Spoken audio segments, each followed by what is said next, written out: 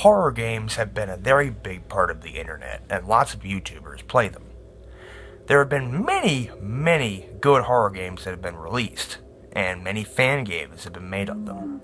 When Slender was released, there were so many people that made a lot of fan games, and a lot of those fan games got a lot of appreciation and a lot of support and a lot of popularity. And then Five Nights at Freddy's came out.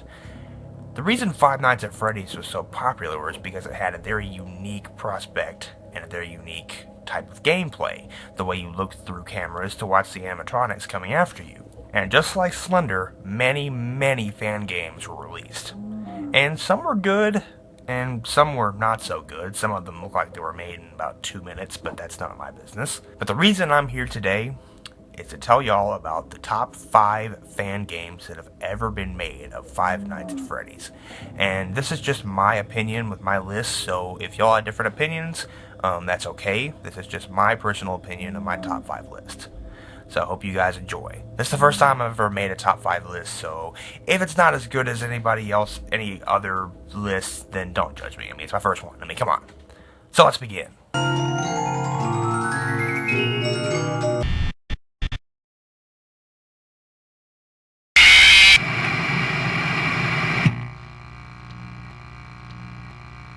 At number 5, we have Five Nights at Treasure Island. Now, this is a Five Nights at Freddy's fan game that is based off of the Disney characters. We have Donald, Mickey, Goofy, and a couple other characters. I'm not sure who else appears in the game. But apparently you are a guy who is there in place of your team, because you get phone calls from your teammates saying, our equipment hasn't been shipped in yet, and we need you to watch this place while we're gone, blah blah blah.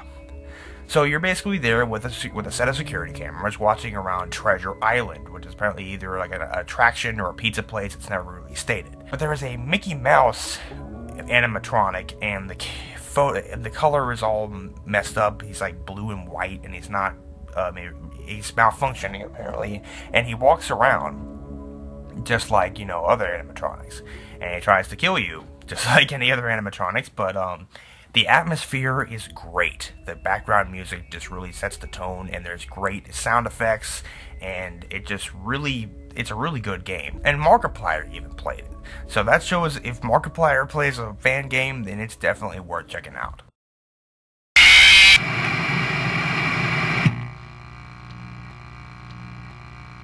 At number 4, we have Five Nights at Thomas's. So there's actually 3 different games in this series, but I might talk about all 3 of the games, even though if I might go like to a sequel or prequel or whatever. But in this game, you play as a security guard in the Thomas the Tank Engine world, and your goal is to put in coal into the coal furnace to power your door. And it's pretty easy for Thomas to kill you, as you can see. And the jump scares are pretty good, I have to admit. I mean, Pewdiepie played this, and he nearly fell out of his chair when Thomas jump scared him, so it's worth checking out too. Links will be in the description to download the games if you guys want to play them, so check those out.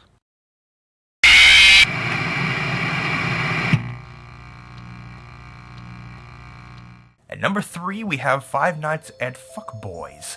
So this is a Five Nights at Freddy's fan game in an RPG style, and Freddy and his friends are looking to achieve a night of debauchery in the restaurant. And basically what you have to do is you play as Freddy, and you go and collect all your friends, and you go around fighting party hats, and your goal is to shit on all of the cameras for some reason. I mean, I guess just to achieve that debauchery. And when you reach the office, you fight Golden Freddy, and I've never actually played this game. I actually have seen Markiplier and a couple other people play it. I don't actually know much about the story, but just the gameplay elements and the humor and the alcoholic references and the sexual references, all that stupid stuff in this game, make the game worth checking out.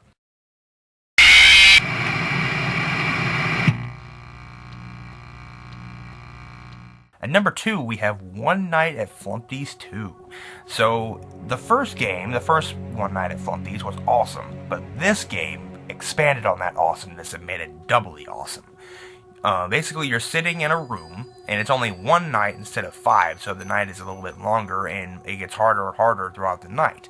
Basically, you have Flumpty, you have that owl that's sitting on the urinal, then he has a foxy mechanic, he flies through the vents at you. You have the party box guy that looks really scary. You have the clown, and you have the eyesore, whatever his name is. And basically the game is just silly and scary at times because you have that classical music playing, and then the guy pops up in your door, and then you die, and it's game over easy, and you just don't like it all around, and it's sad. But overall, I have played this game, and it is very well made. It's made by Jonachrome. Link it in the description. Also, go check this game out. It's definitely worth a try. And check out the first One Night at Flumpty's too. This is probably one of the best Five Nights at Freddy's fan games out there, besides the #1 spot, of course. But it's definitely the best drawn and best well made. But basically, the #1 spot has the best story. So go check out One Night at Flumpty's and One Night at Flumpty's 2 and see for yourselves how awesome this game is.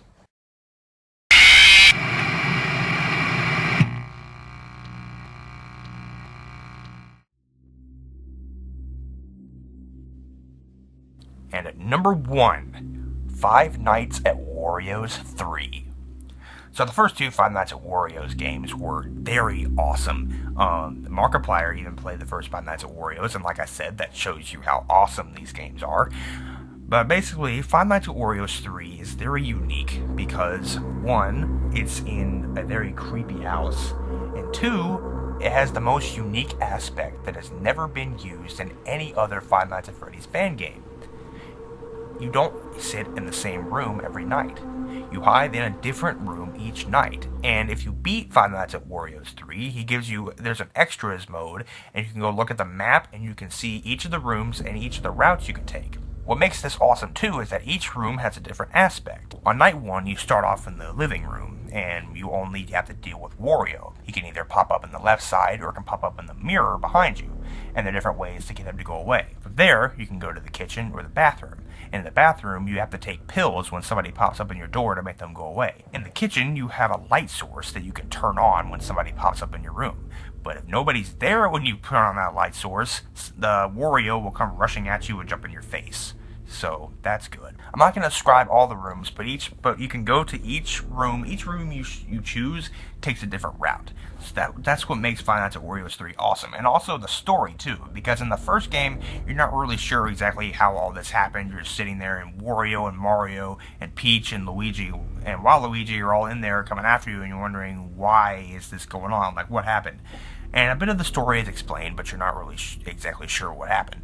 And in the second game, you move to WarioWare company that makes video games, and the phone guy turns evil near the end, and you're not exactly sure why.